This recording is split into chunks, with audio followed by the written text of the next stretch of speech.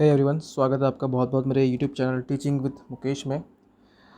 दोस्तों ये एक अगला वीडियो है हमारा जनरल पार्ट की, जो हम प्रैक्टिस कर रहे हैं रीजनिंग एंड मैथ की। अपने जितने भी टीचिंग एग्जाम्स होते हैं, चाहे वो NVS, KVS, DSSB, AMRSS या फिर कोई भी स्टेट लेवल का TGT PGT का एग्ज़ाम हो, जहाँ पर जनरल पार्ट पूछा जाता है, जो कि मैक्सिमम एग्जामिनेशन में पूछा जाता है टीचिंग के, रीजनिंग एंड मैथ के, तो उसकी हम प्रैक्टिस कर रहे हैं।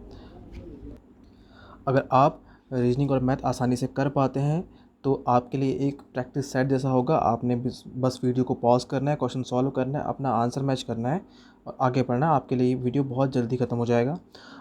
अगर आप अभी रीजनिंग एंड मैथ से जूझ रहे हैं, उसको समझ नहीं पा रहे हैं कुछ क्वेश्चंस को बेसिक से, क्योंकि आपने पहले नहीं किए होंगे, कुछ बहुत से ऐसे लोग होंगे, तो उनके लिए यहाँ पर एक सीखने का एक नया तरीका होगा, जिसकी मदद से मैं आपको सिखाऊंगा कि जल्द से जल्द आप रीजनिंग एंड मैथ्स वाले पोर्शन में मैक्सिमम मार्क्स कैसे गेन कर सकते हैं। तो आइए बिना किसी देरी की शुरू करते हैं इस वीडियो को। बढ़ते हैं हमारे पहले ही प्रश्न की तरफ। तो जो पहला क्वेश्चन है, देखिए ये लिखा है यहाँ पे, कोडिंग डिकोडिंग वाला क्वेश्चन है, की तरह ही ये क्वेश्चन है। क्वेश्चन ये है कि एक कोड लैंग्वेज है यहाँ पर, जिसमें एयर को ठीक है कहा गया है ग्रीन, और ग्रीन को बोला है ब्लू, ब्लू को बोला है स्काई, और स्काई को बोला है येलो, और येलो को बोला है वाटर। ठीक है, तो हमें बताना है what would be the colour of clear sky. तो क्लियर स्काई का कलर कोड लैंग्वेज में क्या होगा। तो आप सभी को पता है कि क्लियर स्काई का कलर होता है वो ब्लू होता है, लेकिन ब्लू के लिए यहाँ पर जो कोड है वो क्या है। तो जो देखिए ब्लू के लिए जो कोड है, तो ब्लू इज़ कॉल्ड स्काई, तो ब्लू को बोला जाएगा स्काई। इसका मतलब यहाँ पे जो सही जवाब होगा वो होगा ऑप्शन बी, स्काई। ठीक है, बढ़ते हैं अगले प्रश्न की तरफ। अगला प्रश्न है, ठीक है, यहाँ पर सीरीज़ दे रखी है, जिसमें कुछ मिसिंग यहाँ पर टर्म्स हैं, उसे हमें कंप्लीट करना है। देखिए इस प्रकार के जो क्वेश्चन आते हैं उनमें हमें क्या करना होता है। सबसे पहले जितने भी यहाँ पे पद दिखाई दे रहे हैं, सबको हमने एक बार काउंट कर लेना कि टोटल कितने टर्म्स हैं। तो देखिए कितने हैं, 1 2 3 4 5 6 7 8 9 10 11 12 13 14 15 16 17 18 19 20। ठीक है, तो 20 यहाँ पर हैं। तो अब हमने इनकी ग्रुप बनाने की कोशिश करनी है। तो देखिए अगर मैं 5 का ग्रुप बनाने की कोशिश करता हूँ यहाँ पे, तो 3 और 4 और 5, ठीक है, 5 यहाँ पर आया। ठीक है, तो 5 का ग्रुप ये बना एक, ठीक है, फिर 5 का ग्रुप 2 3 4 5, फिर ये 5 का ग्रुप, और फिर ये 5 का ग्रुप लास्ट बचता है। ठीक है, देखिए सभी ग्रुप की शुरुआत क्यू से हो रही है, क्यू से हो रही है, क्यू से हो रही है, क्यू से हो रही है। ठीक है, अब देखिए कहीं पर अगर क्यू के बाद वाला टर्म दिया है तो हम उसे अपना नेक्स्ट टर्म मानेंगे। क्यू के बाद कहीं पे कुछ दिया, यहाँ दे रखा है पी। ठीक है, तो क्यू के जो बाद नेक्स्ट टर्म आया वो आया पी। तो यानी कि क्यू के बाद हर जगह पे पी आएगा, और पी देखिए यहाँ पे, इसका मतलब अगर हम पहले जगह पे पी अगर रख दें, ठीक है, तो यहाँ भी पी है, यहाँ भी पी है, सभी पे पी है, मतलब कि जो फर्स्ट प्लेस पर तो पी आएगा। ठीक है, तो क्यू पी, तो थर्ड टर्म देखिएगा Q P L, third term हमारा एल, यहाँ पे एल आ रहा है, तो थर्ड टर्म हमने यहाँ पर रख दिया एल। ठीक है, क्यू पी एल, तो क्यू यहाँ पे पी होना चाहिए था, तो क्यू पी एल हो गया, यहाँ पे पी होना चाहिए था, क्यू पी एल हो गया। ठीक है, न फोर्थ टर्म यहाँ पे बी है, तो क्यू पी एल बी, तो क्यू पी एल बी यहाँ बनाया, क्यू पी एल बी यहाँ बना हुआ है पूरा।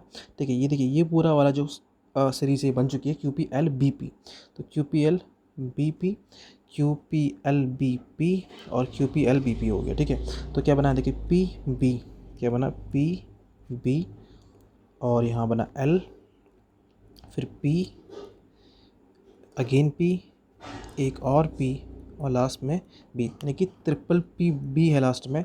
तो triple p b first option में ही है, तो यही होगा इसका सही जवाब, ऑप्शन ए यहाँ पे होगा। ठीक है, बढ़ते हैं अगले प्रश्न की तरफ, प्रश्न नंबर 3 की तरफ। ठीक है, तो यहाँ पे लॉग का क्वेश्चन आ गया है आपके सामने, आइए सॉल्व करते हैं इसे मिलके।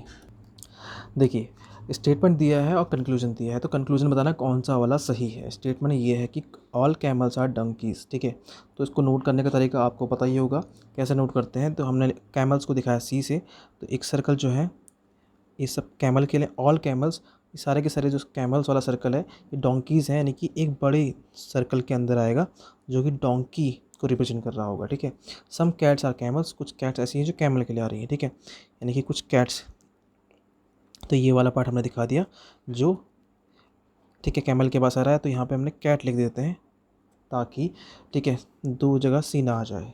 फिर है ऑल डॉल्फिन्स आर कैट्स, सारे की सारी डॉल्फिन्स कैट्स हैं। ठीक है, सारे की सारी जो डॉल्फिन है वो कैट्स हैं, मतलब कि जो ये डॉल्फिन वाला पार्ट है ना, पूरा ये वाला पार्ट, ठीक है, ये सब कैट के अंदर आ रहा है। ठीक है, तो मतलब जो हमने पहले ये बनाया है,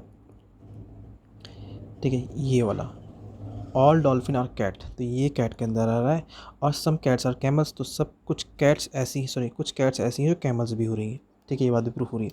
अब आते हैं कंक्लूजन में। तो कंक्लूजन क्या है, तो एक मिनट, अच्छा यहाँ पर डोंकी है ना और ये डॉल्फिन है, अच्छा अलग अलग चीज़ें हैं। ठीक है, दोबारा कर लेते हैं एक बार। ठीक है, माय मिस्टेक, थोड़ी गलती हो गई। डोंकी को मैंने यहाँ पे ये वाला डॉल्फिन ही समझ लिया था। ठीक है, तो पहले लिखा है ऑल कैमल्स आर डोंकीज़, तो सारे के सारे कैमल डोंकीज़ हैं। ठीक है, तो सारे के सारे कैमल्स, ये हमने कैमल्स के लिए दिखा दिया, ऑल कैमल्स आर डोंकीज़। ठीक है, फिर some cats are camels, some cats, तो ये कैट हो गया, जो कि सम कैट्स जो है ये सम कैट कैमल्स हो गए। ठीक है, फिर है ऑल डॉल्फिन्स आर कैट्स, सारे के सारे डॉल्फिन्स कैट्स हैं, यानी कि इस कैट के अंदर एक और सर्किल आया जो डॉल्फिन के लिए होगा। ठीक है, ये डॉल्फिन के लिए हो गया। ठीक है, इसको थोड़ा सा और क्लियर अगर मैं करना चाहूँ, एक मिनट, तो ये तो है कैट, इसके अंदर एक और आया जो डॉल्फिन के लिए होगा सर्कल। ठीक है, अब देखा, अब आते हैं कंक्लूजन पर। कंक्लूजन पहला है ऑल डॉल्फिन्स आर डोंकीज़, तो सारे के सारे डॉल्फिन्स ये जो हैं ये डोंकीज़ के अंदर आ रहे हैं, डोंकीज़ के अंदर तो नहीं आ रहे हैं, इस वाले सर्कल में नहीं आ रहे हैं, मतलब पहला वाला तो क्या है, गलत दिख रहा है अभी। दूसरा क्या है, सम डॉल्फिन्स आर डोंकीज़, कुछ डॉल्फिन डोंकीज़ हैं, तो कुछ जो डॉल्फिन हैं वो डोंकीज़ का अभी कोई रिलेशन साफ साफ नज़र नहीं आ रहा है। इसका मतलब दूसरा वाला भी सभी अभी हम समझ नहीं पा रहे हैं कि ये होगा या नहीं होगा। तीसरा वाला सम डोंकीज़ आर कैट्स, कुछ जो डोंकीज़ हैं ये डोंकीज़ जो हैं वो कैट्स हैं। हाँ, तो देखिए ये वाला, ये सर्कल यहाँ पे कट कर रहा है दोनों का, तो कुछ डोंकीज़ कैट तो हैं। ऑल कैट्स आर डोंकीज़, सारी की सारी कैट्स जो हैं डोंकीज़ हैं, सारी की सारी कैट तो डोंकी नहीं है, तो सिर्फ ओनली थर्ड ऑप्शन यहाँ पे, ठीक है, फॉलो हो रहा है। तो कंक्लूजन थर्ड फॉलोज ओनली, तो ऑप्शन बी यहाँ पर है सही जवाब। ठीक है, बढ़ते हैं अगले प्रश्न की तरफ। अगला प्रश्न है how many stars are both tyres and man, तो कितने ऐसे स्टार हैं जो टायर भी हैं और पेन भी हैं। ठीक है, कितने ऐसे स्टार हैं जो टायर भी हैं और पेन भी हैं, यानी कि तीनों ही आपस में जहाँ पर कट कर रहे हो तीनों में ही आना चाहिए वो। तो देखिए स्टार में भी आएगा, टायर वाले में भी आएगा, पेन वाले में भी आएगा। ठीक है, यानी कि बॉक्स भी होगा, सर्कल भी होगा, ट्रायंगल भी होगा, ऐसा नंबर वो नंबर होगा यहाँ पे। ठीक है, तो वो नंबर देखिए सिर्फ एक ही है, 2। ये इस ट्रायंगल के अंदर भी आ रहा है, इस सर्कल के अंदर भी आ रहा है और इस स्टार यानी कि बॉक्स के अंदर भी आ रहा है। ठीक है, तो ऑप्शन ए यहाँ पर ठीक है, 2। अगला प्रश्न देखिए। अब देखिए अगला प्रश्न फिर से सलॉक का क्वेश्चन आ गया आपके सामने। यहाँ बोला है पहले कि सम एक्टर्स आर कोरियोग्राफर्स, कुछ एक्टर्स जो हैं कोरियोग्राफर्स हैं। तो हमने, ठीक है, तो हमने एक सर्कल बनाया जो एक्टर्स के लिए था। अब सर्कल का कुछ पार्ट यानी कि एक्टर का कुछ पार्ट क्या है, कोरियोग्राफर के लिए है, तो एक सर्कल दूसरा, चलो सी एच लिख देते हैं कोरियोग्राफर के लिए। ठीक है, फिर सारे के सारे कोरियोग्राफर्स प्रोड्यूसर्स हैं, यानी कि जो सारे के सारे ये कोरियोग्राफर्स वाला वो पार्ट है, ये एक दूसरे सर्कल के अंदर आ रहा है जो किसका है, जो प्रोड्यूसर का है। ठीक है, फिर बोला है not a single producer is director, मतलब कोई भी प्रोड्यूसर डायरेक्टर नहीं होगा। कोई भी जो प्रोड्यूसर है ये जो है एक सर्कल होगा यहाँ पर जो डायरेक्टर के लिए होगा, ये डायरेक्टर नहीं हो सकता। ठीक है, अब आते हैं कंक्लूजन पर। तो पहला कंक्लूजन बोला कि सम एक्टर्स आर डायरेक्टर्स, कुछ एक्टर्स डायरेक्टर्स हैं। तो देखिए ये एक्टर है, ठीक है, और ये डायरेक्टर है, तो ये अभी हम बोल नहीं सकते कि कुछ एक्टर डायरेक्टर हैं। ठीक है, कोई रिलेशन इसमें हमें डायरेक्ट रिलेशन नज़र नहीं आ रहा है, तो अभी तो इसको हम कह सकते हैं कि ये नहीं फॉलो हो रहा है। दूसरा, not a single actor is a director, कोई भी एक्टर डायरेक्टर नहीं है। अब देखिए यहाँ पे दो बातें बोली हैं कि कुछ एक्टर डायरेक्टर हैं या फिर कोई भी एक्टर डायरेक्टर नहीं है। ठीक है, अब दोनों में से कोई बात कंप्लीटली यहाँ पे फॉलो नहीं हो रही है। ठीक है, मतलब डायरेक्टली यहाँ पे ट्रूफ नहीं है, तो इसलिए हम बोल सकते हैं या तो भाई कुछ एक्टर डायरेक्टर होंगे और या फिर कोई भी एक्टर डायरेक्टर नहीं होगा। तो इसका मतलब या तो कंक्लूजन 1 सही होगा या कंक्लूजन 2 ठीक होगा।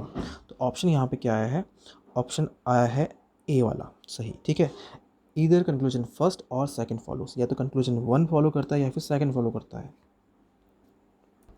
अब देखिए आपने ऐसे क्वेश्चन में यहाँ पे जहाँ पे ईदर वाले क्वेश्चन आ जाते हैं ना, ईदर वाले ऑप्शन यहाँ पे सही होते हैं, इनमें कैसे पहचानना है कि यहाँ पे ईदर वाला ऑप्शन लग सकता है। तो देखिए ध्यान से, यहाँ पे ना एक्टर्स और सम एक्टर्स आर डायरेक्टर्स, ठीक है, वही यहाँ पे देखिए एक्टर और डायरेक्टर की बात आ रही है। यहाँ पे यहाँ पे पॉसिबिलिटी मतलब यहाँ पे एक बात बता जा रही कि है, यहाँ पे बोल रहा है कि कोई भी नहीं है, ठीक है। तो सम और नॉट अगर यहाँ पे दिख जाए, ऐसा कुछ यहाँ पे आपको दिख जाए कॉम्बिनेशन, तो समझ जाइए कि यहाँ पे कुछ गड़बड़ है, इधर इधर और वाला यहाँ पर लग हो सकता है चांस, ठीक है। अगला क्वेश्चन देखते हैं। अगला क्वेश्चन है select the correct option that indicate the arrangement of the given words first, ठीक है, the order in which they appear in an English dictionary. English dictionary में जिस तरीके से वो आते हैं, तो आपको बताइए इंग्लिश डिक्शनरी में अल्फ़ाबेटिकल वर्ड्स आते हैं, जो अल्फ़ाबेटिकली पहले आते हैं वही वो पहले आएंगे, जो अल्फ़ाबेट्स में बाद में आएंगे वो वर्ड्स बाद में आते हैं इंग्लिश डिक्शनरी में, ठीक है। तो उसके अकॉर्डिंग देखना है हमने यहाँ पे।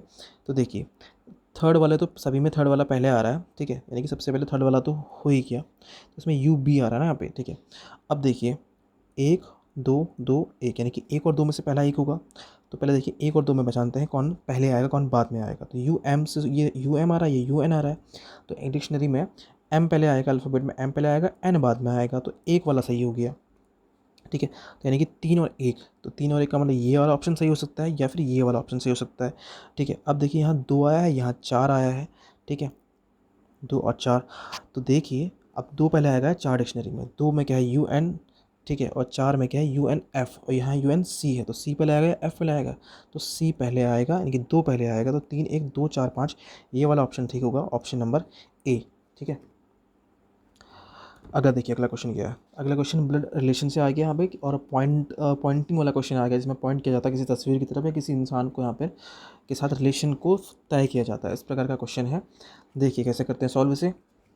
तो पॉइंटिंग एट अ पिक्चर, एक पिक्चर की तरफ यहाँ पे तस्वीर की तरफ पॉइंट किया गया, और युविका ने कहा that boy in the picture is the son of her father's mother's daughter.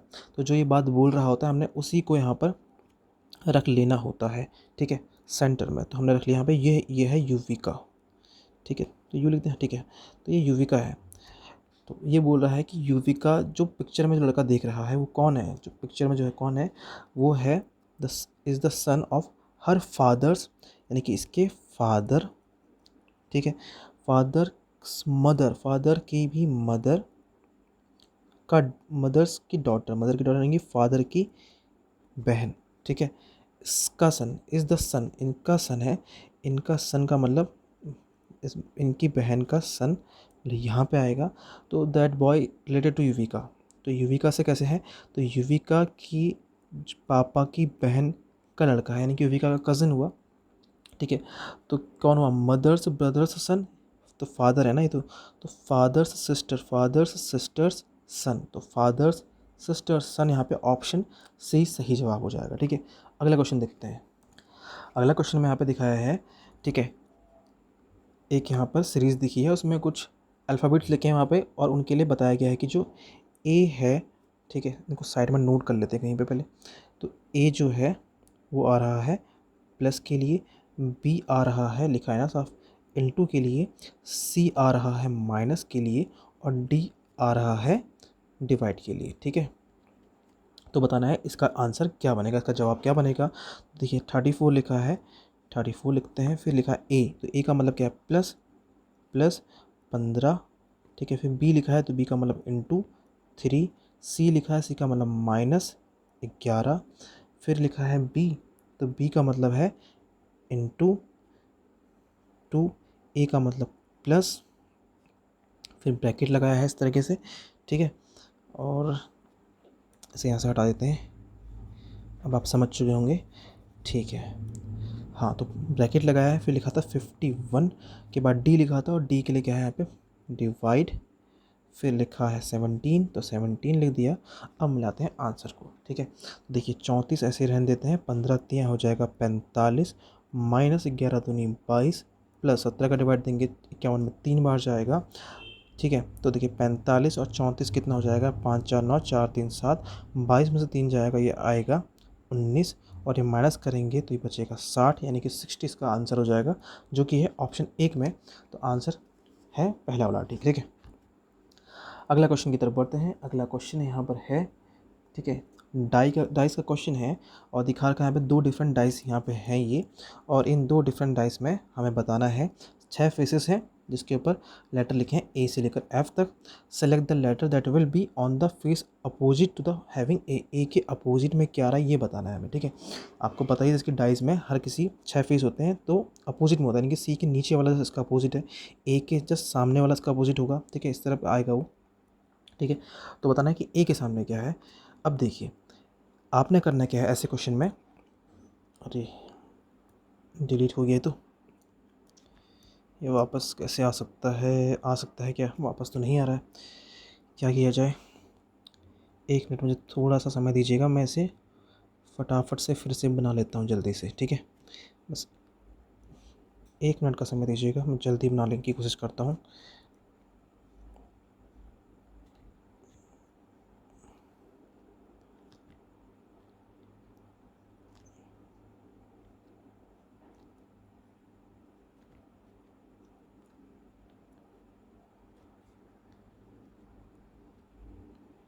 एक मिनट का समय और, ठीक है।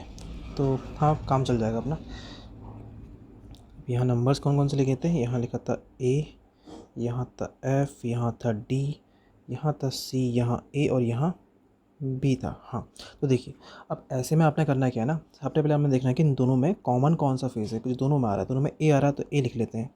अब उसके बाद एक डायरेक्शन में चलिए, इस डायरेक्शन से पहले सी से बी, तो सी से गए बी पे, यहाँ क्या है इस डायरेक्शन में डी है पहले फिर एफ है, तो ए के बाद डी है फिर एफ है, ठीक है। अब देखिए आप यहाँ पे सी और डी का पेयर है, बी और एफ का पेयर है, तो पेयर किसका बच रहा है, सिर्फ यहाँ पे ई बच रहा है, तो यानी कि ई किसका अपोजिट होगा, ए के ही अपोजिट होगा ई, ठीक है। तो यहाँ पर ऑप्शन सी होगा इसका सही जवाब, ठीक है।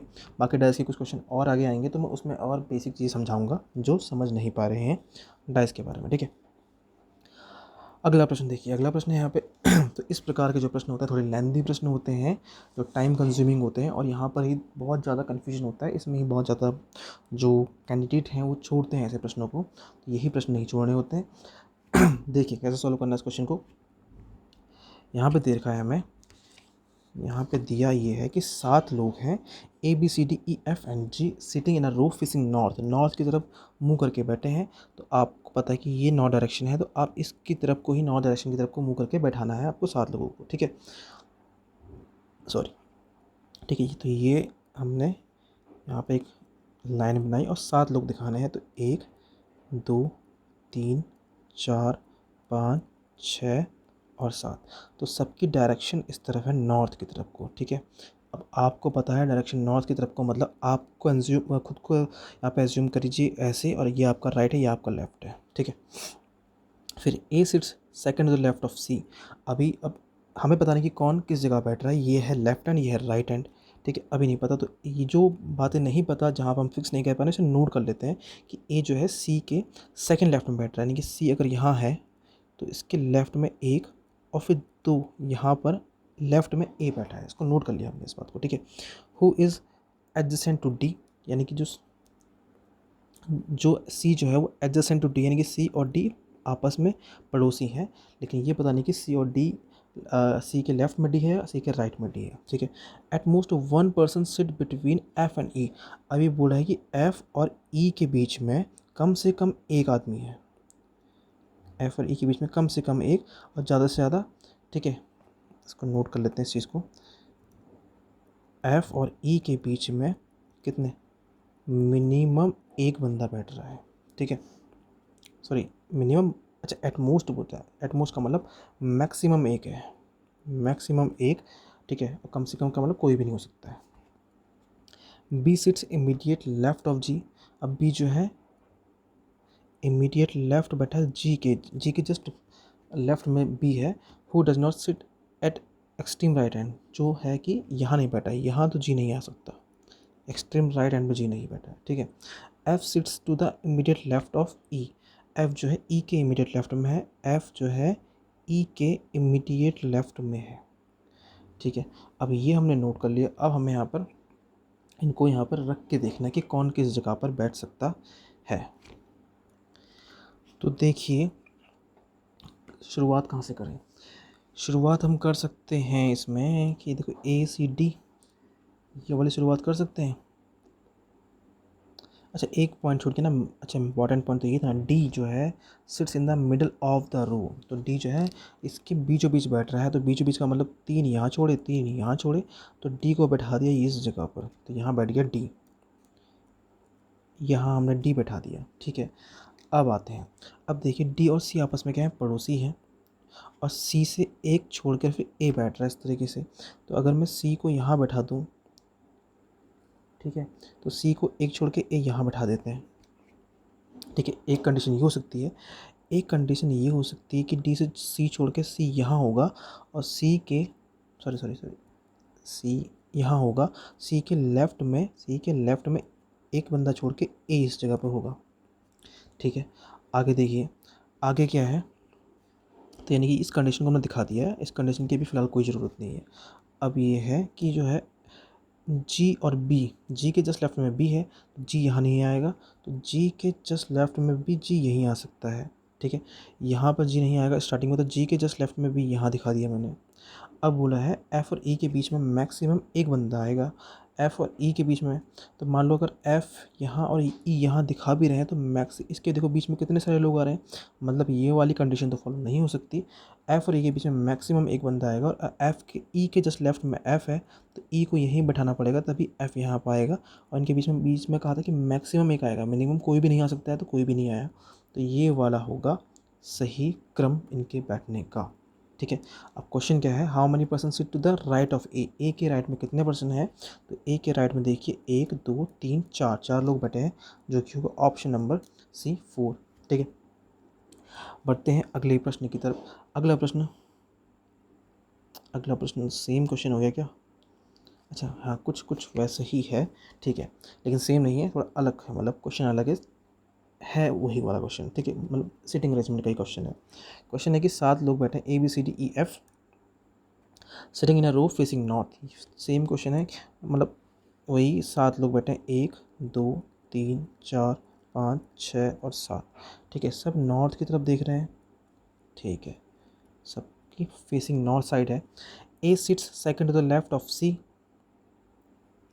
ठीक है, एक मिनट, यहाँ पर थोड़ी जगह की कमी की वजह से मैं इसको बनाता हूँ थोड़ा सा ऊपर,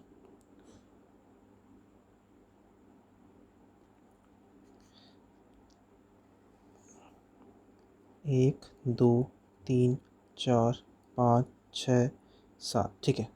अब देखिए A sits second to the left of C, C के लेफ्ट में सेकंड ए, मतलब कि एक छोड़ा एक बीच में होगा, who is adjacent to D, C जो है एडजेसेंट है डी के, at most one person sits between F and E, F और ई के बीच में फिर से वही है, मैक्सिमम, एट मोस्ट का मतलब होता है मैक्सिमम एक बंदा आएगा, कम से कम तो कितनी भी आ सकता, कम से कम का मतलब एक भी नहीं हो सकता है।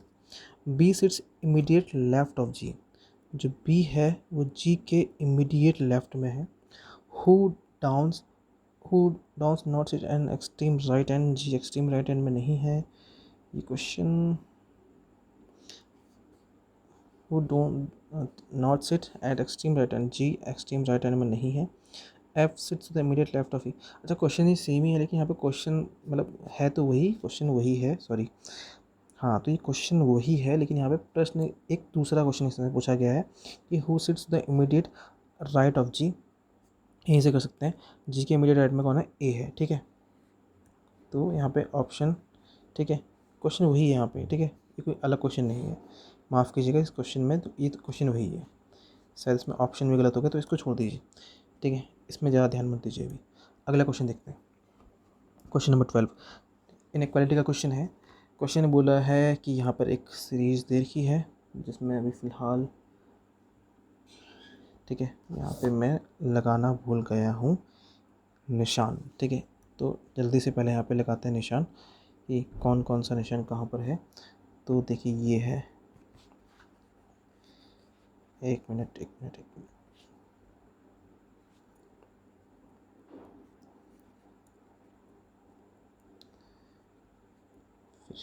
ग्रेटर देन है, फिर ग्रेटर देन है, और फिर है ग्रेटर देन इक्वल टू, फिर ग्रेटर देन इक्वल टू, फिर है ग्रेटर देन इक्वल टू, नहीं सॉरी, फिर इक्वल टू ही है, फिर इक्वल टू है, एन, फिर और ये साइन के बाद फिर ये साइन, ठीक है।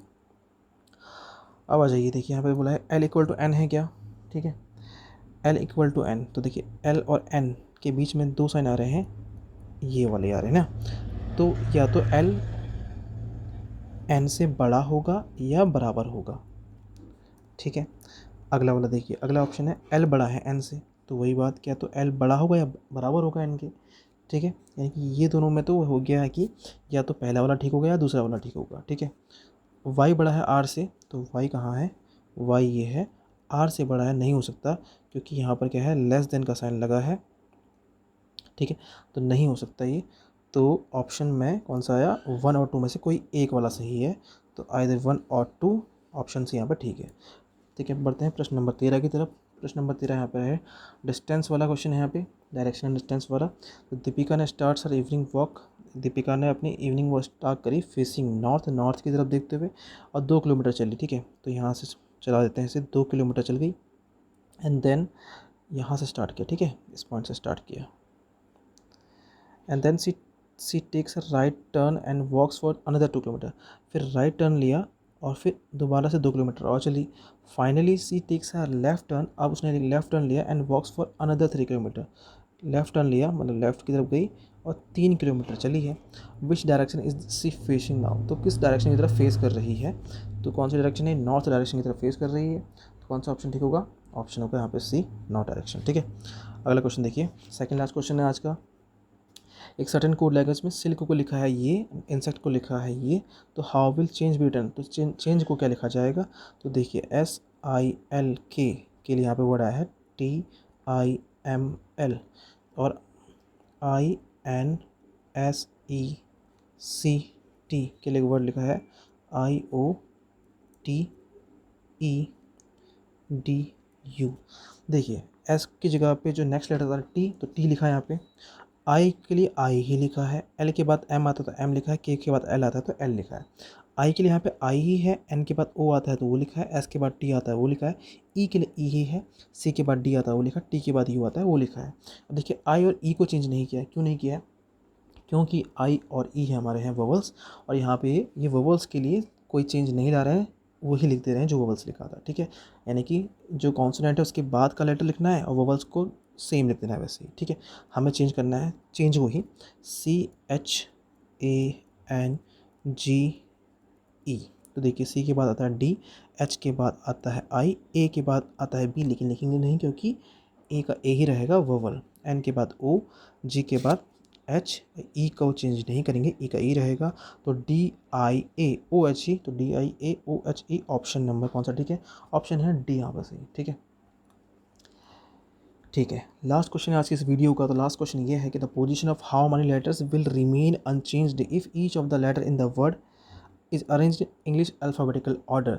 तो अगर इसको हम तो JANITOR को हम अगर इंग्लिश अल्फ़ाबेटिकल ऑर्डर में लिख दें तो कितने लेटर्स जो लिखे जाएंगे उनके जो प्लेस है वो चेंज नहीं होगा। देखिए तो सबसे पहले क्या आएगा, ए आता तो यहाँ पे ए लिख देते हैं, ठीक है, फटाफट से देखते जाएंगे लिखते जाएंगे। फिर क्या आएगा हमारे सामने ए, तो यहाँ पे आई लिखना पड़ेगा, ठीक है। फिर यहाँ पे देखिए क्या आएगा, आई के बाद एन लिख देना, सॉरी अभी जी, आई के बाद जे ना, हाँ तो यहाँ पे जे लिखना पड़ेगा, फिर एन लिखना पड़ेगा, फिर ओ लिखना पड़ेगा, फिर आर और फिर टी लिखना पड़ेगा। तो देखिए तो यहाँ पर भी नहीं, यहाँ भी सेम नहीं हो रहा है, यहाँ भी नहीं हो रहा है, यहाँ भी नहीं, यहाँ भी नहीं, यहाँ भी नहीं और यहाँ भी नहीं, यानी कि किसी भी जगह पर क्या हो रहा है, यहाँ पर सेम नहीं हो रहा है प्लेस। तो ऑप्शन कौन सा ठीक होगा, ऑप्शन होगा यहाँ पर 0।